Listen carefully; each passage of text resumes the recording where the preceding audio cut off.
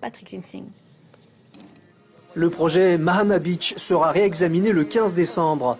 Présenter un investisseur fait désormais partie des critères. Le favori est donc pour l'heure Forbase, car il a la capacité de s'autofinancer. Le projet du complexe aquacole de Hash se développe à grande vitesse entre les mains de la société Tianhui.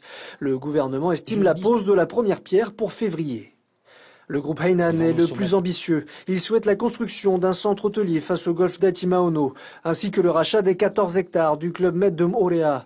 Hainan veut également racheter 3 hôtels, ouvrir 3 lignes aériennes directes et faire venir un bateau de croisière. Je parle de Hainan transport aérien, Hainan tourisme, Hainan tour opérateur, Hainan croisière, Hainan, bref. Tout le groupe au sommet, avec les divers PDG, se sont réunis pour préciser donc leurs propositions à la Polynésie française. Des projets qui seront proposés au ministre du Tourisme d'ici demain. Des milliards de francs d'investissement en provenance de l'Empire du Milieu. Si tous ces capitaux affluent autant, c'est parce que l'économie chinoise se porte très bien. Les entreprises veulent investir en Polynésie française. Est-ce qu'il y a d'autres projets ? Nous encourageons nos entreprises à investir en Polynésie. Ils cherchent des opportunités. On parle tout à l'heure de Mahama Beach, on parle de Aqua Hall. Peut-être les entreprises chinoises s'intéressent à l'autre projet. Dans ce cas-là, il n'y a pas de limite sur la somme d'argent. S'il n'y a pas de limite aux investissements chinois en Polynésie, c'est parce que la Chine consacre un budget de 4 000 milliards de francs pacifiques dédié spécialement à la zone Asie-Pacifique. Et pour parler de l'Asie, je reçois ce soir Jean-François Sabouré, sociologue, directeur de recherche au CNRS, spécialiste de l'Asie et particulièrement du Japon. Du Japon, hélas. Mais j'ai bien envie de vous poser tout de même des questions sur la Chine. On vient de le voir, la Chine compte investir en Polynésie française. Parallèlement, le président Hollande passe 6 jours dans le Pacifique et renoue avec l'Australie. Vous pensez que nous avons une carte à jouer dans la région ? En tout cas, je ne sais pas si vous avez une carte à jouer, mais les Chinois jouent la carte de la Polynésie française, mais pas seulement la Chine, mais aussi la Corée bientôt et le Japon. Donc il faut savoir qu'ils font la course en tête en Asie, tous les trois, et donc si l'un bouge, les autres vont bouger. Donc vous aurez des projets coréens et japonais bientôt, et la Polynésie est riche et très attractive. Donc c'est un peu de la météorologie politique, avec les zones de basse pression et de haute pression. Donc il va se passer des choses, et donc peu à peu, les Chinois vont arriver ici, et d'autres. Et c'est une bonne nouvelle pour vous. Bien évidemment. Un point justement, le gouvernement de République populaire de Chine est une dictature, un régime autoritaire. Est-ce qu'on peut signer des accords économiques pour autant, sans complexe ?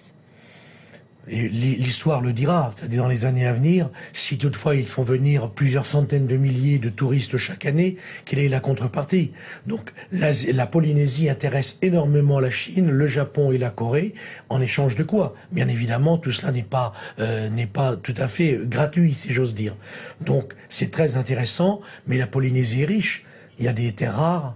Et les Chinois voudraient contrôler les terres rares, parce que pour l'instant, c'est eux qui produisent. On n'en parle pas encore. Plus de 90% des terres rares. Si la Polynésie produit dans X années des terres rares, donc le marché sera moins important pour eux. S'ils arrivent à le contrôler, c'est bien.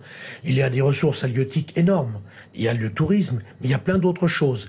Et donc, si vous voulez bien voir la Polynésie et le Pacifique comme une sorte de damier de jeu de go, en bas à droite, il y a la Polynésie française, c'est pas rien, 5 millions de kilomètres carrés, donc une énorme partie qui se joue, et ça c'est passionnant. Et c'est ce que nous, chercheurs en France et ici, nous voulons essayer de comprendre ce qui va se passer dans les années à venir, et nous lançons un grand programme avec l'Université de la Polynésie française. Alors justement, parlez-nous de ce programme. Il s'agit d'une étude, l'Océanie convoitée, entre guillemets, par les grandes puissances, une étude lancée sur 2 ans, c'est ça? Tout à fait, 2 ans, puis plus si affinité, je pense qu'il y aura... À laquelle vous participez activement? Tout à fait. Donc demain, je vais faire une petite conférence à l'Université de la Polynésie française, mais en même temps, nous voulons lancer ce programme pour savoir si, du point de vue militaire, il y a cet aspect-là, bien évidemment. Vous savez que la Chine, on dit que c'est l'empire du milieu, mais c'est l'empire de la mer également. Jusqu'à maintenant, le Pacifique, c'était la Mare Nostrum américaine. Maintenant, les Chinois sont riches et puissants, ils disent, mais est-ce que nous avons place place est-ce que nous pouvons aller voguer dans le Pacifique. Donc il faut prendre place pour que les bateaux puissent mouiller. Vous savez que les Chinois ont un porte-avions, le premier porte-avions d'origine un peu ukrainienne, puis ils vont en développer d'autres. On verra d'ici 10 ans, 15 ans, s'il y a autant de porte-avions que des porte-avions américains. Et qu'est-ce qui va se passer? Vous parliez de dictature il n'y a pas longtemps. Qu'est-ce qui se passe entre une dictature et une démocratie? Un sujet passionnant que l'on pourra encore découvrir avec vous demain donc à l'université, lors de votre conférence à 18h15 dans l'amphithéâtre A1 donc, de l'université. Merci beaucoup Jean-François Saboury d'avoir accepté